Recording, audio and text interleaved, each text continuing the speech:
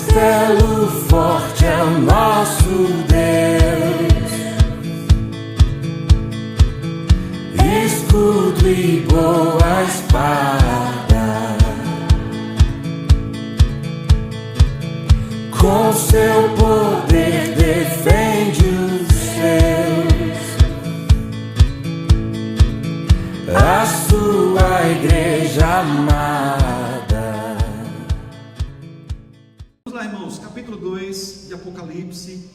Nós vamos ler a partir do versículo 18. Você pode acompanhar aí na sua Bíblia comigo o texto de Apocalipse, que diz assim: ao anjo da igreja em Tiatira escreve: estas coisas diz o Filho de Deus, que tem os olhos como chamas de fogo e os pés semelhantes ao bronze polido. Conheço as tuas obras, o teu amor, a tua fé, o teu serviço, a tua perseverança e as tuas últimas obras mais numerosas do que as primeiras. Tenho, porém, contra ti o tolerares que essa mulher Jezabel, que a si mesmo se declara profetiza, não somente ensine, mas ainda seduza os meus servos a praticarem a prostituição e a comerem coisas sacrificadas aos ídolos. Dei-lhe tempo para que se arrependesse. Ela, todavia, não quer arrepender-se da sua prostituição. Eis que a prostro de cama, bem como em grande tribulação os que com ela adulteram, caso não se arrependam das obras que ela incita. Matarei os seus filhos e todas as igrejas conhecerão que eu sou aquele que sonda mentes e corações, e vos darei a cada um segundo as vossas obras. Digo todavia a vós, outros, os demais em Tiatira, a tantos quantos não têm essa doutrina e que não conheceram, como eles dizem, as coisas profundas de Satanás, outra carga não vos jogarei, tão somente conservai o que tendes até que eu venha. Ao vencedor que guardar ao fim das minhas obras, eu lhe darei autoridade sobre as nações, e com cetro de ferro as regerá e as reduzirá a pedaços, como se fossem objetos de barro. Assim como também eu recebi de meu Pai, dar-lhe-ei ainda a estrela da manhã. Quem tem ouvidos, ouça o que o Espírito diz às igrejas. Louvado seja o nome do Senhor. Pai Santo, nós te glorificamos nesta manhã, nós te bendizemos, exaltamos o teu nome pela tua santa palavra, e pedimos, ó Deus, que tu nos uses como instrumento nas tuas mãos, para a tua glória, Senhor, para que a tua palavra venha ao encontro dos corações dos teus servos e servas, que haja edificação, que haja crescimento espiritual, que haja avivamento na alma, que haja chamados, Senhor, nesta manhã, que haja, Senhor, restituição, restauração, que haja, Senhor, alegria no teu Espírito Santo, que haja conversão, que haja salvação, que haja, Senhor, cura, que haja transformação. Pai, opera com teu poder, com tua graça em nosso meio, ó Deus. Nós te pedimos, Senhor, estas bênçãos em nome de Jesus. Amém. Amém. Irmãos, nós estamos aqui com a palavra de Deus aberta em Apocalipse capítulo 2, a partir do versículo 18 a 29, a igreja de Tiatira.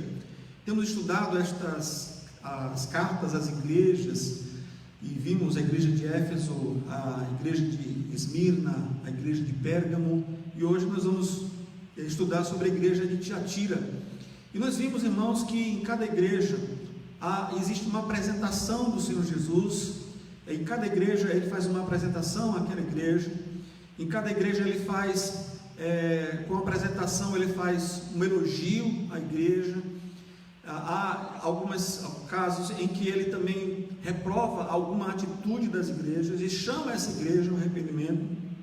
E no final, o Senhor faz promessas para aquele que é vencedor. Essa carta é a maior carta das cartas que nós temos da igreja da Ásia Menor. Essa é que nós temos mais versículos, né? A maior carta.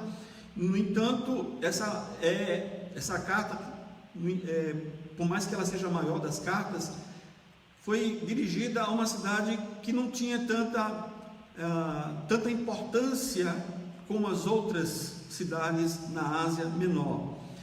Ela não era nem um centro político e nem um centro religioso estava lá. Não havia uma grande perseguição à igreja.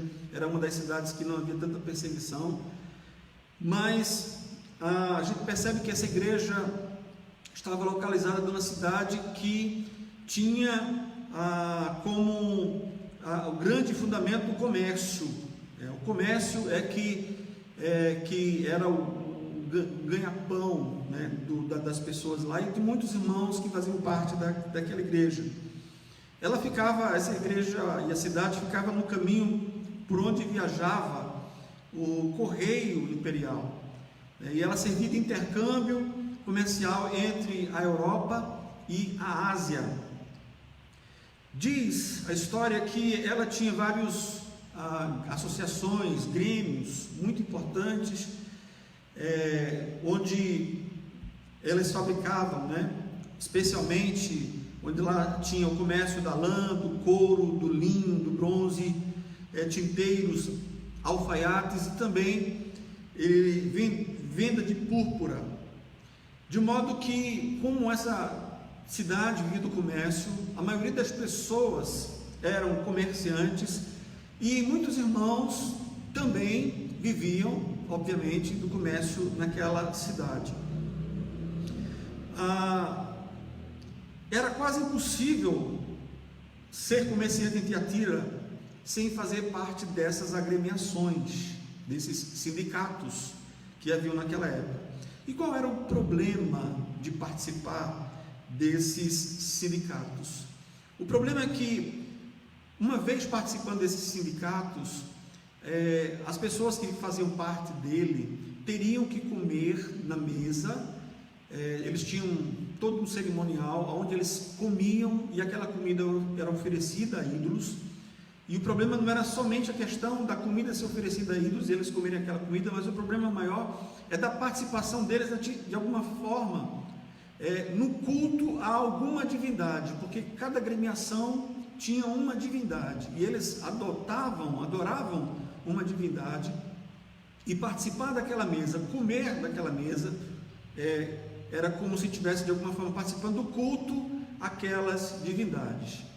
E além disso, depois das refeições, eles tinham umas festas que eles faziam que eram uma verdadeira licenciosidade, e muita gente participava. Quem não participasse daquilo, de alguma forma, estaria estagnado na sua vida material, na sua vida financeira, teria prejuízos financeiros, e as pessoas quase que eram obrigadas a participarem disso para poderem ter algum lucro, para poderem sobreviver, para poderem ter a sua vida naquele tempo. A questão, irmãos, é até que ponto o cristão pode participar dessas coisas. O que os cristãos deviam fazer em circunstâncias parecidas com essas? Eles deviam manter a consciência pura ou entrar nesse esquema por causa de dinheiro? Eles deveriam ser santos ou deveriam ser espertos? Qual a posição do cristão? Se sai do grêmio, perde a sua posição, reputação e lucro financeiro. Se permanece nessas festas, eles negam a Jesus. E aí diz o texto que nessa circunstância, Jezabel fingiu saber a solução. Era uma profetisa e ela disse que para vencer a Satanás é preciso conhecer as coisas profundas de Satanás. E não se pode vencer o pecado sem conhecer profundamente o pecado na experiência.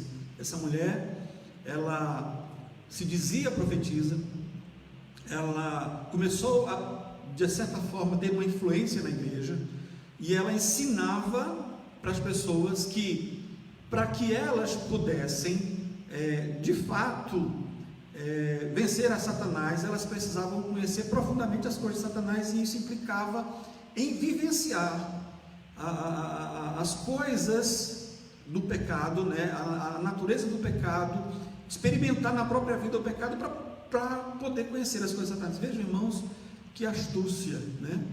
A gente percebe um inimigo que surge não fora da igreja aqui, mas há um inimigo que surge dentro da própria igreja. Uma mulher que se denomina profetisa e que começa a ensinar essas coisas para os irmãos. E a questão, irmãos, é: será que hoje nós não temos visto nas igrejas gente assim, pessoas assim, que acham natural a igreja comungar com o pecado, que acham natural a gente ser cristão e a gente participar das coisas do mundo que não glorificam a Deus? E as pessoas até dizem, usam essa desculpa, né? Dizem: não, a gente precisa conhecer para poder, então, com essa estratégia, conhecendo, então combater Satanás. Esse foi o grande problema da igreja de Tiatira, e é dentro dessa cultura que está a igreja. Era uma igreja forte, ao que tudo indica, era uma igreja crescente. Aos olhos de qualquer observador parecia ser uma igreja vibrante, uma igreja amorosa, cheia de muitas pessoas. E a gente vai observar aqui como que Jesus vê essa igreja, como é que Jesus olha para essa igreja. Irmãos, eu quero então ler aqui com os irmãos paulatinamente o versículo 18, eu queria que você pudesse estar com a sua Bíblia aberta aí, e a gente pudesse ler juntos o versículo 18 e o versículo 19, que diz assim: ao anjo da igreja em Tiatira escreve: estas coisas diz o Filho de Deus, que tem os olhos como chama de fogo e os pés semelhantes ao bronze polido. Uma igreja dinâmica sob a apreciação de Cristo. Meus irmãos, Jesus se apresenta como aquele que conhece profundamente a igreja. Aqui o texto começa dizendo exatamente isso: Jesus, o Filho de Deus, que tem os olhos como chamas de fogo, os olhos que tudo perscruta, os olhos que tudo vê, os olhos que tudo enxerga, os olhos que veem as coisas boas, os olhos que veem também as coisas ruins da igreja, os olhos que veem os irmãos verdadeiros, fiéis, servindo ao Senhor, os olhos que veem também aqueles irmãos que estão escorregando, que estão dando ouvidos ao mundo e estão começando a cair no erro, e olhos que veem também o joio no meio do trigo, né? Ou a pessoas falsas ou crentes falsos, né? Na verdade, somente Deus vê de uma forma profunda e que conhece, e Ele vê a igreja como ela é, como ela está, né? E será que hoje nós não temos também na igreja essas pessoas? Quando nós falamos isso, irmãos, não estamos aqui absolutamente para fazer qualquer tipo de julgamento, mas estamos aqui para aprender com a palavra de Deus, para aprendermos a ouvir a voz de Deus e para aprendermos, em ouvindo a voz de Deus, a aplicar a palavra de Deus no nosso coração. Então Jesus se apresenta como aquele que conhece profundamente a igreja. Ele não apenas está no meio dos candeeiros, como está na introdução das cartas, ele também anda no meio dos candeeiros, ou seja, é ele que anda no meio da igreja, e ele conhece as obras da igreja. Ele também anda no meio das igrejas, conhece as obras, as tribulações da igreja, bem como o lugar onde a igreja está. Então, meu irmão, Deus conhece você, Deus conhece seu coração, Deus conhece sua igreja, Deus conhece o seu pastor, Deus conhece os seus líderes, Deus conhece os seus irmãos, Deus conhece cada um no profundo, Deus conhece cada um.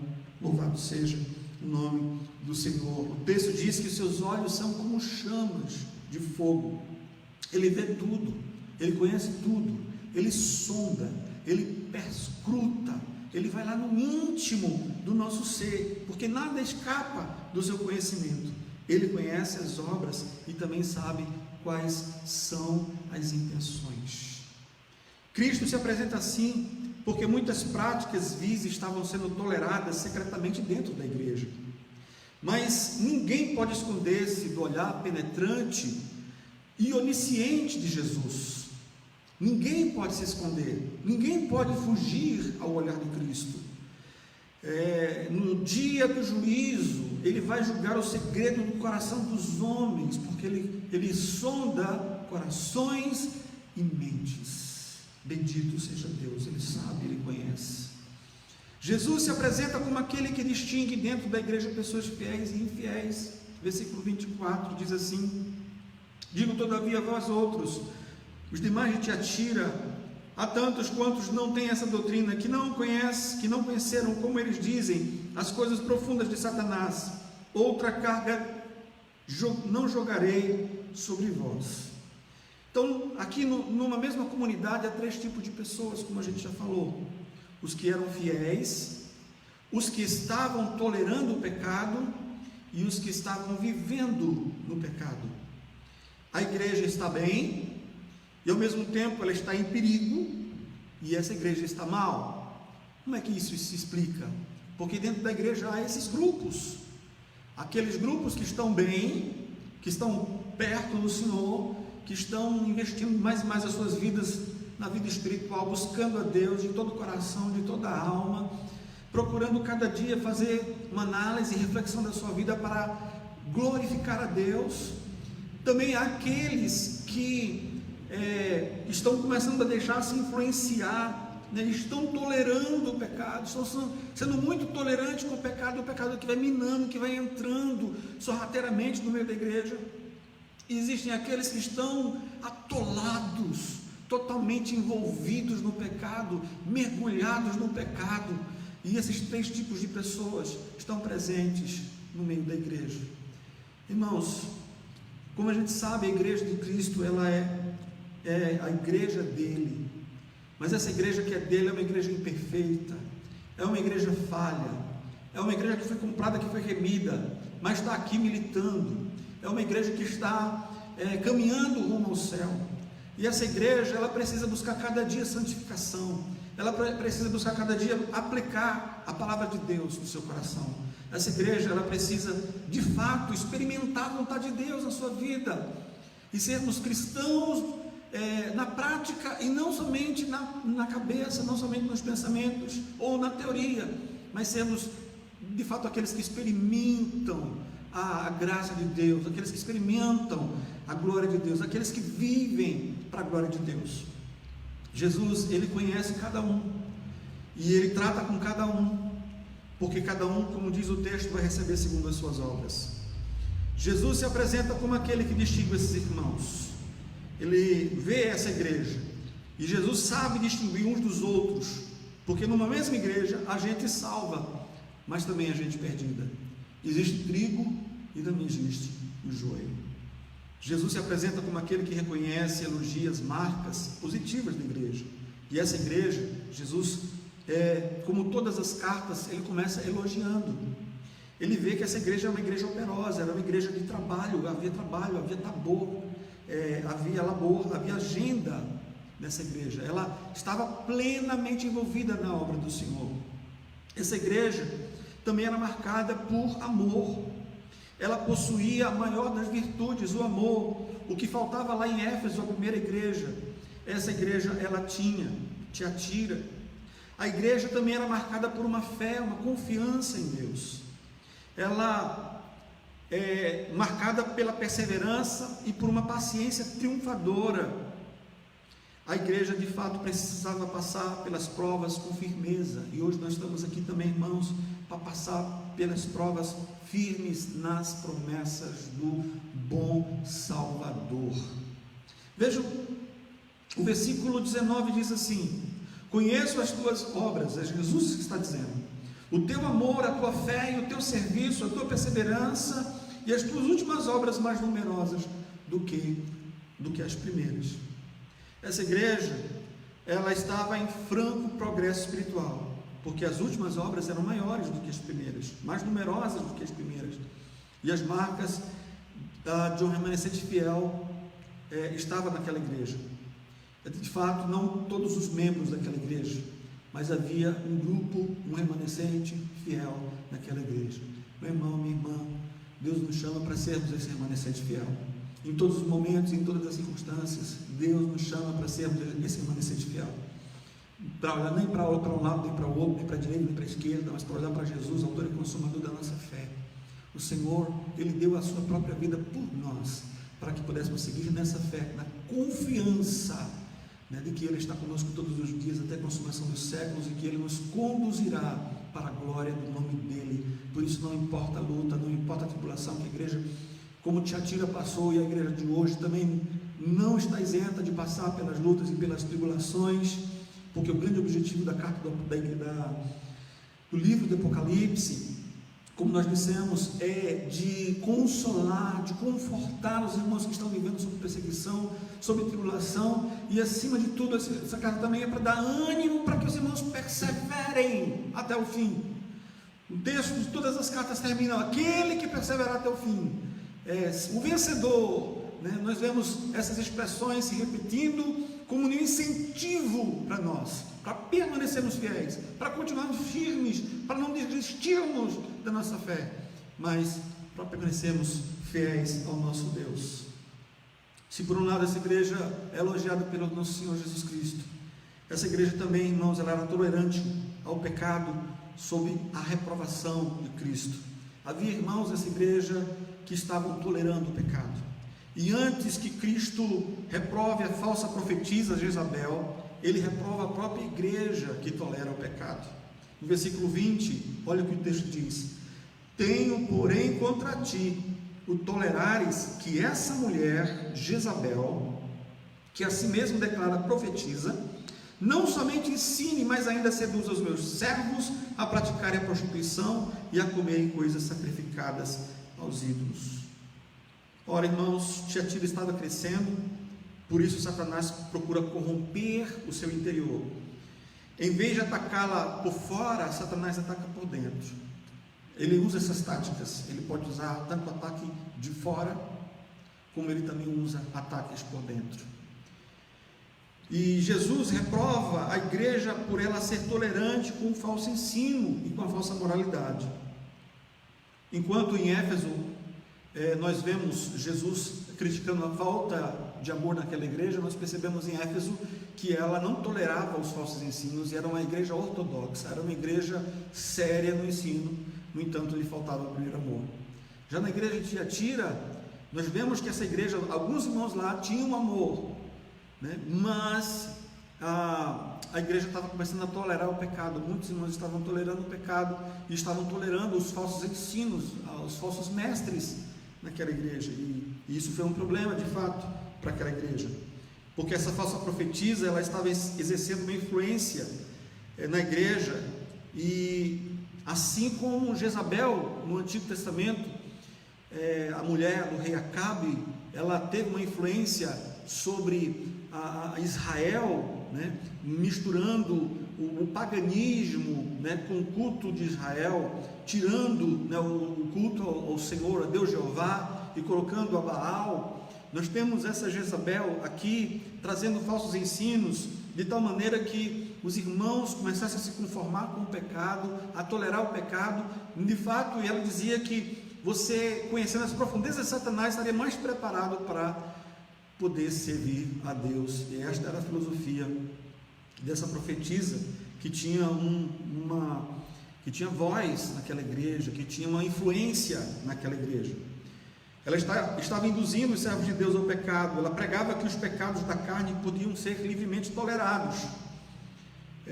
A liberdade que ela pregava era, na verdade, uma prisão, porque as pessoas viviam presas aos seus pecados. Ela dizia que isso era viver sob o cristianismo. Ela pegava a ideia de que quanto mais você pecar, mais você vai experimentar a graça de Deus. Então vamos pecar, porque mais a gente vai experimentar a graça de Deus, talvez pegando aquela palavra lá de Paulo, onde abundou o pecado, superabundou a graça. Mas Paulo também vai dizer lá que essa graça que se manifestou em nós, ela expulsa o pecado de nós, porque agora nós não estamos mais debaixo da condenação, do jugo do pecado, mas estamos debaixo da graça de Deus, que nos liberta para viver uma vida para a glória do nosso Salvador. Bendito seja o seu santo nome. A tolerância da igreja com o falso ensino provoca a ira de Cristo. A igreja, ela abriu as portas para essa mulher que subia no púlpito da igreja. Ela exercia docência na igreja e induzia os crentes ao pecado. E a igreja não tinha pulso para desmascarar aquela falsa profetisa. Jesus demonstra então o seu zelo pela igreja e denuncia a falsa doutrina e a falsa moralidade. É isso que ele vai fazer no versículo 20. Olha o que diz: tenho porém contra ti o tolerares que essa mulher Jezabel, que a si mesmo se declara profetisa, não somente ensine, mas ainda seduza os meus servos a praticarem a prostituição e a comerem coisas sacrificadas aos ídolos. Meus irmãos, na verdade, o que ela estava dizendo ali, o que ela estava querendo dizer: irmãos, vocês que são comerciantes, vocês precisam do comércio, vocês precisam fazer parte do sindicato, vocês precisam fazer parte dessa associação, e uma vez fazendo parte dessa associação, vocês podem experimentar das mesas, comer das mesas, participar do culto, do sacrifício aos ídolos, vocês podem participar de tudo isso, conhecer as profundezas de Satanás, e até ter uma vida licenciosa depois, uma vida sexual completamente avassaladora, e participar de tudo isso, porque no final de tudo a graça de Deus vem sobre você, e aí a graça triunfará sobre a sua vida. E era essa a pregação dessa mulher. Mas a graça, irmãos, salvadora, é aquela graça não que nos deixa no pecado. A graça salvadora é aquela que nos liberta do pecado, aleluia. É aquela que nos arranca do pecado, é aquela que nos tira do pecado. Glória a Deus, o Senhor nos libertou, bendito seja o nome do Senhor. E nós, como igreja, não podemos tolerar esse falso ensino terrível dessa profetisa aqui, essa Jezabel, que era essa profetisa. A Bíblia nos diz, pelo contrário, que nós não podemos viver no pecado, porque nós morremos para o pecado. Como viveremos ainda nele? Paulo diz que na malícia nós devemos ser crianças, que devemos ser simples para o mal, e que precisamos de fato buscar uma vida de santidade na presença de Deus.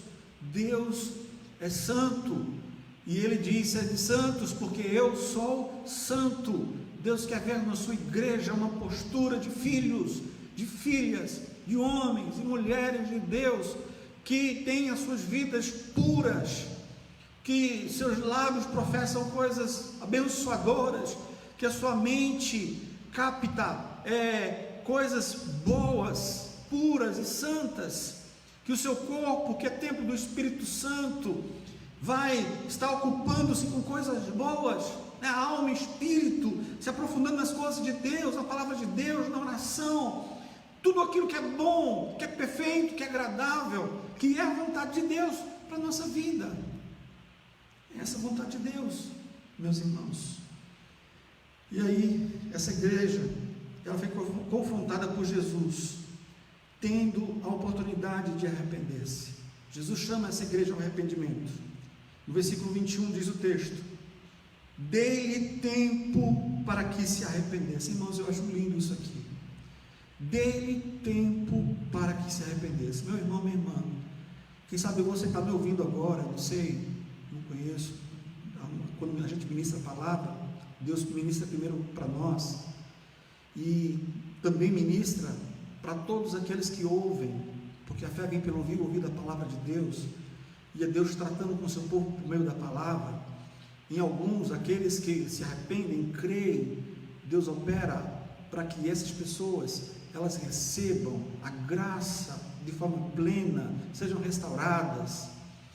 Outros, a palavra vem e elas são endurecidas, porque elas já endureceram os seus corações, e permanecem endurecendo os seus corações, e chega um momento que ela endurece tanto o coração que não tem mais cura, e por assim dizer, Deus entrega essa pessoa nas mãos de Satanás. Deus entrega essa pessoa ao pecado, e ela envolve, ela mergulha, ela fica completamente sem força, porque o seu coração já se endureceu. A palavra de Deus não faz mais efeito sobre ela. A palavra de Deus, ao invés de quebrá-la, de quebrantá-la, muitas vezes endurece o próprio coração, porque o coração já está endurecido.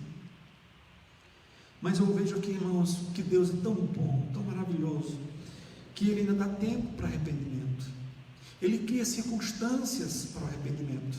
Aqui foi isso que Deus fez. Ele criou circunstâncias para que a igreja se arrependesse. Meu irmão, minha irmã, quem sabe você que está me ouvindo, nesta live, outros irmãos, quem sabe depois vão assistir, porque não puderam assistir agora, vão assistir mais tarde.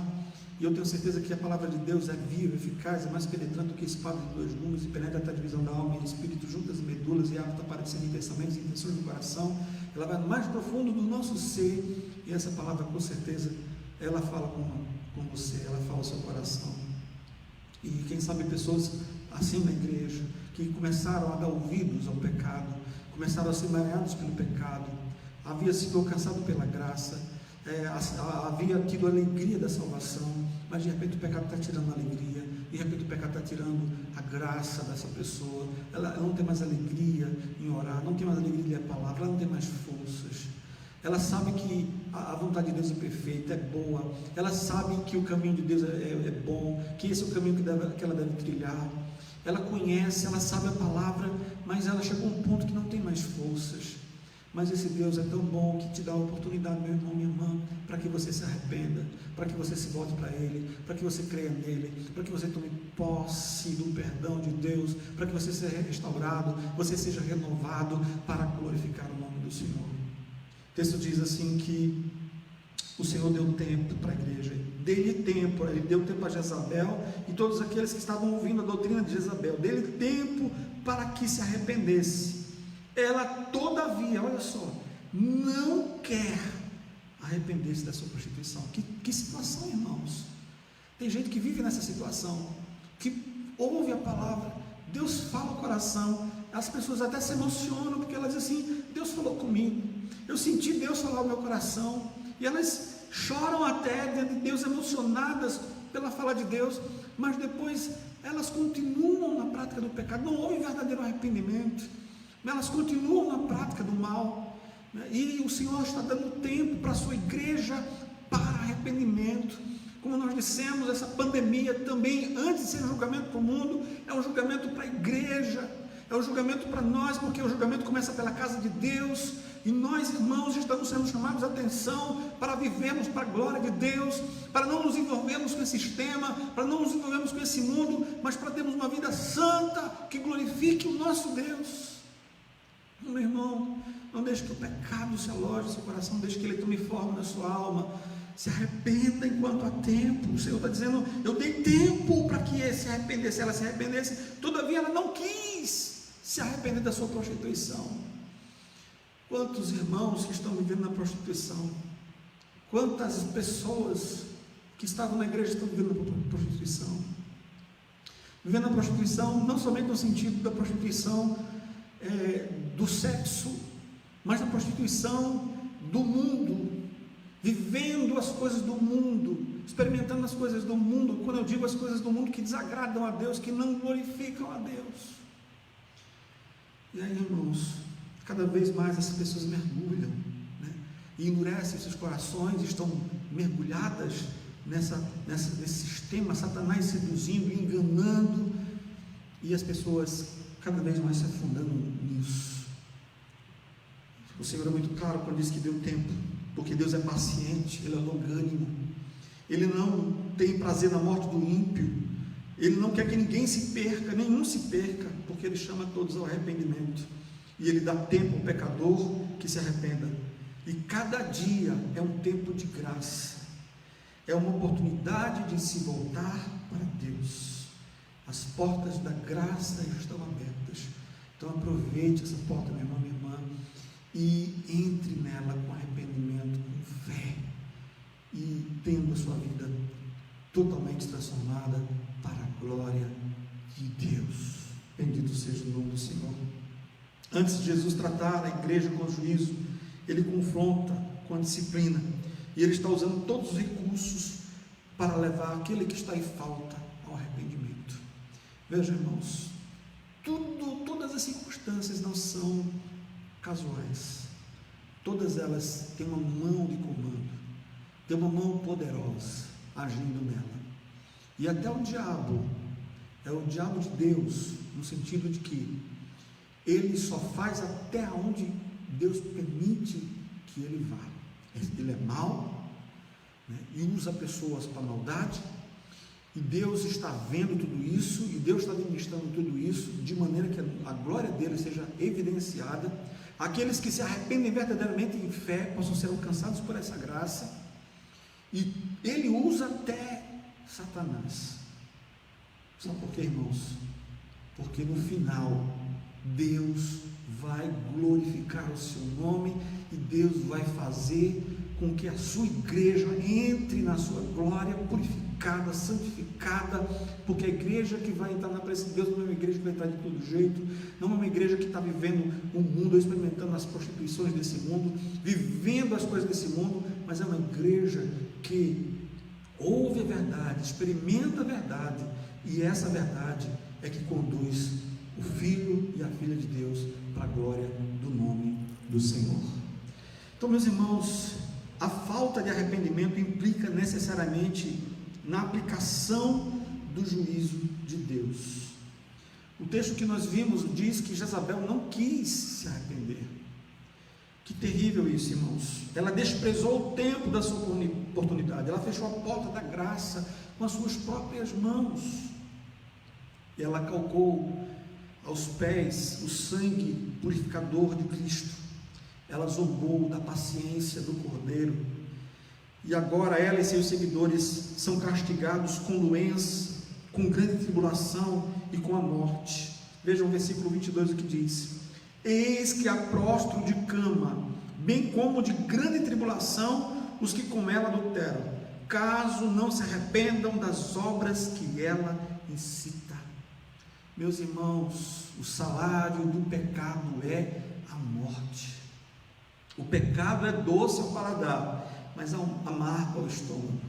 O pecado é uma fraude, oferece prazer, mas traz desgosto. Satanás, ele é um estelionatário, promete vida e paga com a morte.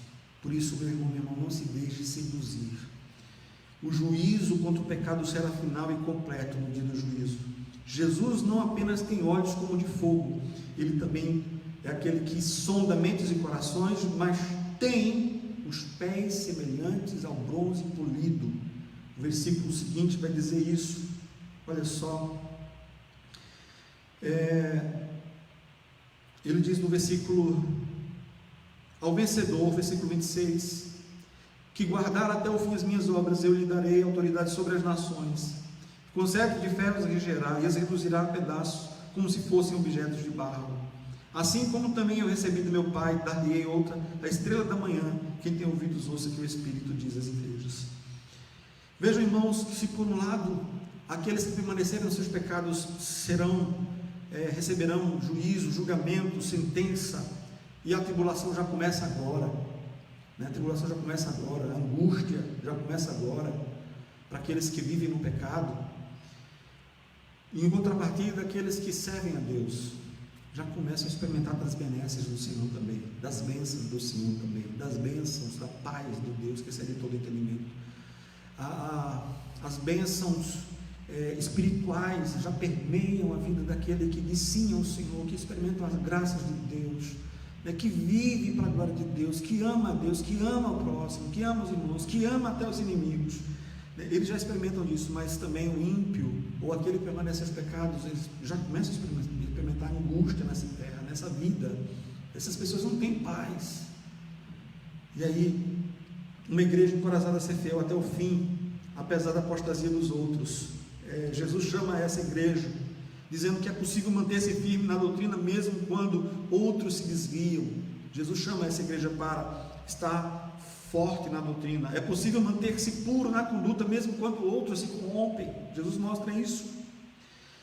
Havia nessa mesma igreja irmãos que buscavam a santificação. A santidade de vida e de caráter é uma marca da igreja verdadeira. A santidade não é apenas a vontade de Deus, mas é o propósito de Deus. Sem santificação, ninguém verá o Senhor. Ninguém verá o Senhor sem a santificação. Eles se apartavam do mal, viviam em novidade de vida. É assim a vida do crente, vivendo a novidade de vida. Novas criaturas somos, né?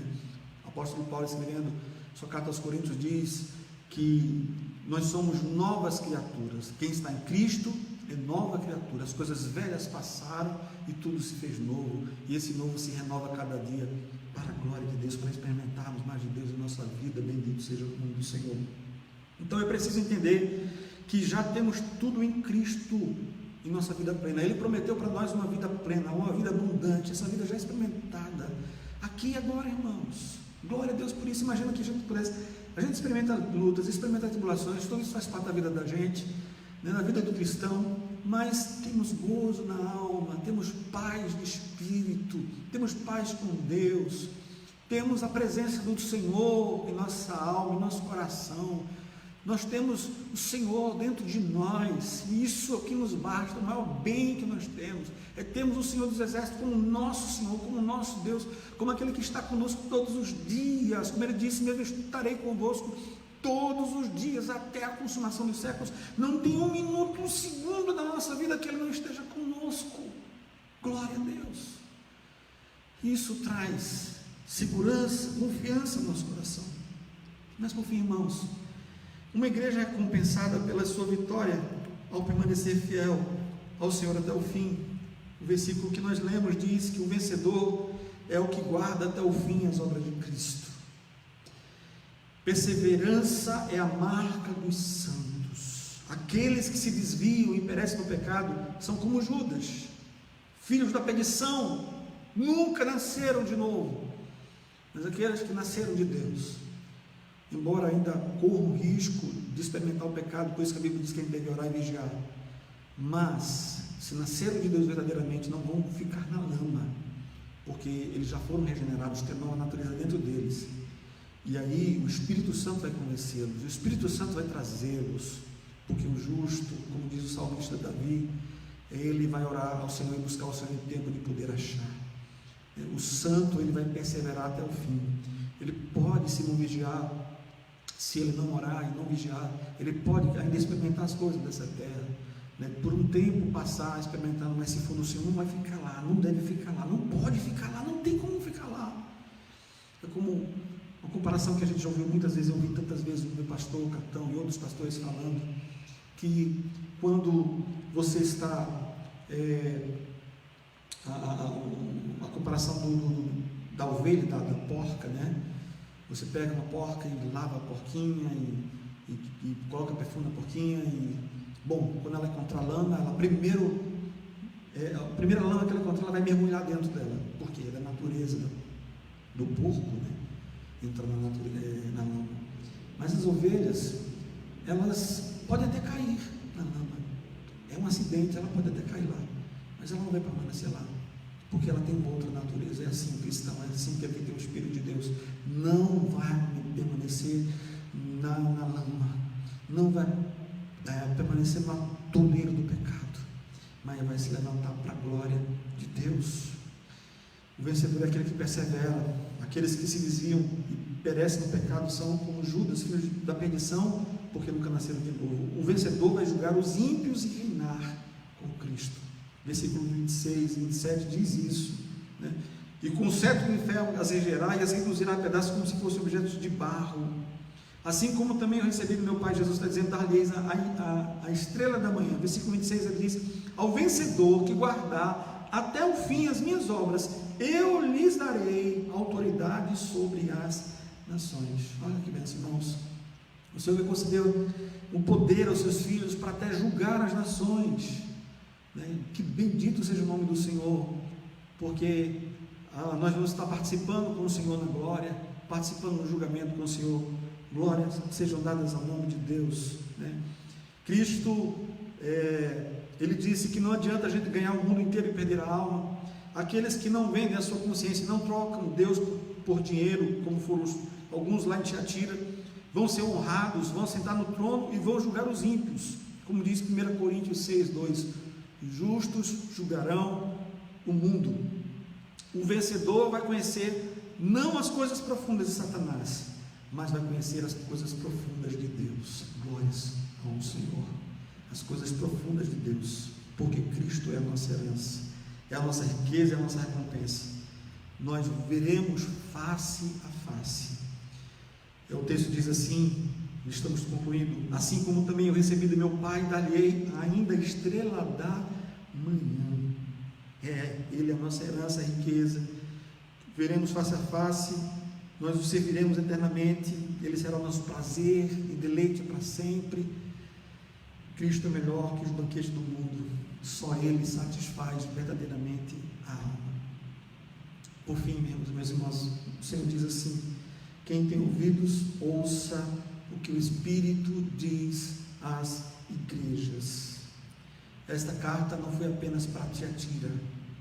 Essa carta é para mim. Essa carta é para você. Essa carta é para a igreja do tempo atual. Deus, que Ele na sua misericórdia e graça nos dê ouvidos para ouvir, possamos estar atentos para aquilo que Deus está falando no nosso coração.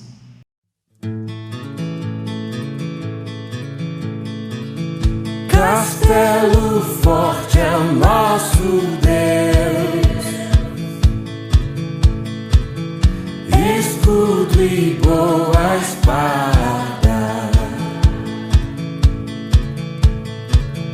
com seu poder defende os seus,